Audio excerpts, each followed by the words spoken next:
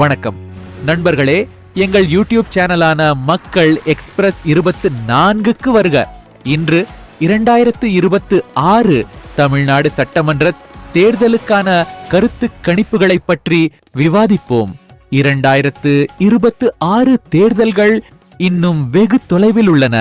ஆனால் தமிழக அரசியலில் அரசியல் சூழல் ஏற்கனவே சூடுபிடித்து வருகிறது. எம்.கே. ஸ்டாலினின் ஆளும் கட்சியான திராவிட முன்னேற்றக் கழகம் TMK அதிகாரத்தை தக்க வைக்க முயற்சிக்கிறது. அதே நேரத்தில் முக்கிய எதிர்க்கட்சியான அனைத்திந்திய அண்ணா திராவிட முன்னேற்றக் கழகம் AIADMK மீண்டும் ஆட்சிக்கு தயாராகி வருகிறது. இதற்கிடையில் நடிகர் விஜயின் புதிய கட்சியான தமிழக வெற்றி கழகமும் தேர்தல் இயக்கவியலை மாற்றக்கூடும். இன்று 2026 தமிழ்நாடு சட்டமன்ற தேர்தலுக்கான ஒரு முக்கிய கணிப்பை நாங்கள் உங்களுக்கு சொல்வோம்.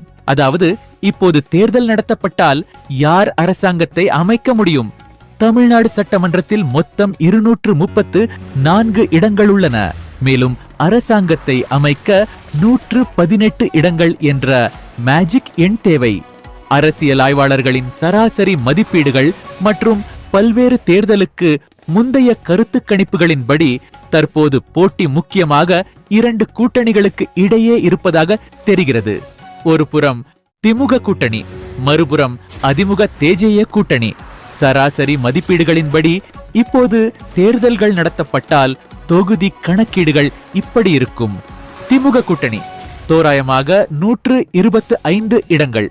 அதிமுக தேஜேய கூட்டணி தோராயமாக 85 முதல் 90 இடங்கள். மற்ற கட்சிகளும் புதிய அரசியல் விருப்பங்களும் 15 முதல் 20 இடங்களை வெல்லக்கூடும். இதன் பொருள், தற்போதைய போக்குகளின் அடிப்படையில் திமுக சற்று முன்னிலை வகிப்பதாக தெரிகிறது.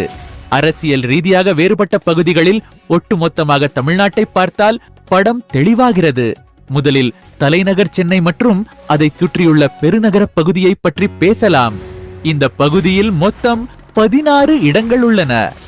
அரசியல் ஆய்வாளர்களின் சராசரி மதிப்பீடுகளின்படி திமுக கூட்டணி தோராயமாக 11 இடங்கள், அதிமுக தேஜேய தோராயமாக 3 இடங்கள், DVK போன்ற பிற கட்சிகள் 2 இடங்களை வெல்லும் என்று கணிக்கப்பட்டுள்ளது.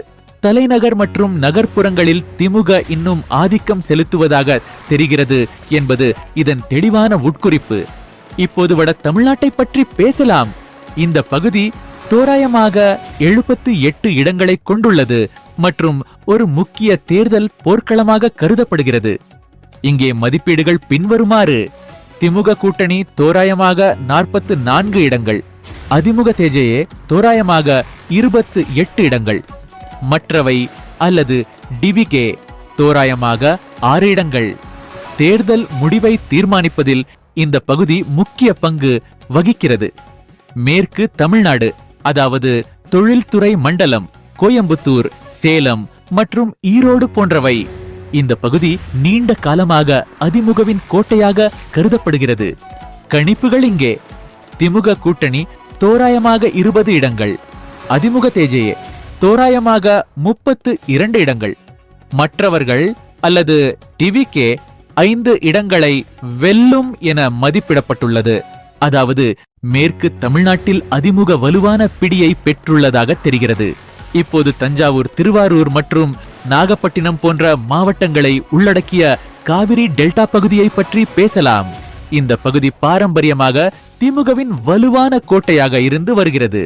கணிப்புகளின்படி திமுக கூட்டணி தோராயமாக 30 இடங்கள், அதிமுக தேஜேயே தோராயமாக 9 இடங்கள், மற்றவர்கள் அல்லது DVK 2 இடங்களை வெல்லும் என மதிப்பிடப்பட்டுள்ளது. இப்போது தென் தமிழ்நாட்டிற்கு திரும்புவோம். அங்கு போட்டி மிகவும் சுவாரஸ்யமாக இருக்கும் என்று எதிர்பார்க்கப்படுகிறது. மதுரை, திருநெல்வேலி மற்றும் தூத்துக்குடி போன்ற பகுதிகள் இந்த பகுதியில் வருகின்றன. கணிப்புகள் இங்கே: திமுக கூட்டணி சுமார் 20 இடங்கள், அதிமுக தேஜேயே சுமார் 16 இடங்கள், மற்றவர்கள் அல்லது DVK 6 இடங்களை வெல்லும் என மதிப்பிடப்பட்டுள்ளது. தமிழ்நாடு முழுவதும் சராசரி கணிப்புகளை இணைத்தால் படம் இப்படி இருக்கும். திமுக கூட்டணி சுமார் 125 இடங்களை வெல்லக்கூடும். அதிமுக தேஜேயே சுமார் 87 8 இடங்களை வெல்லக்கூடும். டிவிகே போன்ற பிற கட்சிகள் சுமார் 21 இடங்களை வெல்லக்கூடும். இதன் பொருள் தற்போதைய போக்குகளின் அடிப்படையில் திமுக சற்று முன்னிலை வகிப்பதாக தெரிகிறது. ஆனால் அரசியலில் 1 மாதம் கூட நீண்ட காலம். கூட்டணிகள் மாறலாம், சமன்பாடுகள் மாறலாம், பொதுமக்களின் மனநிலையும் மாறலாம். 2026 இல் தமிழக மக்கள் யாருக்கு ஆட்சியை ஒப்படைப்பார்கள் என்பதை இப்போது பார்க்க வேண்டும். இந்த தேர்தலில் மிகவும் சுவாரஸ்யமான காரணி நடிகர் விஜயின் கட்சியான தமிழக வெற்றிக் கழகம். இந்த கட்சி நேரடியாக அரசாங்கத்தை அமைக்க முடியாது. ஆனால் பல இடங்களில் வாக்குகளை வெட்டும் ஒருவராக மாறுவதன் மூலம் தேர்தலை முக்கோணமாக்க முடியும் என்று அரசியல் ஆய்வாளர்கள் நம்புகின்றனர். குறிப்பாக இளைஞர்கள் மற்றும் நகர்ப்புற வாக்காளர்களிடையே இந்த கட்சியின் செல்வாக்கை காணலாம். ஒட்டுமொத்தமாக 2026 தமிழக தேர்தல்கள் ஏற்கனவே மிகவும் சுவாரஸ்யமாக தெரிகின்றன. ஒரு பக்கம் திமுக ஆட்சியை தக்க வைக்க முயற்சிக்கிறது, மறுபுறம் அதிமுக மீண்டும் ஆட்சிக்கு வர தயாராக உள்ளது. மூன்றாவது பக்கம் விஜயின் டிவிகே புதிய அரசியல் பாதையை கோருகிறது.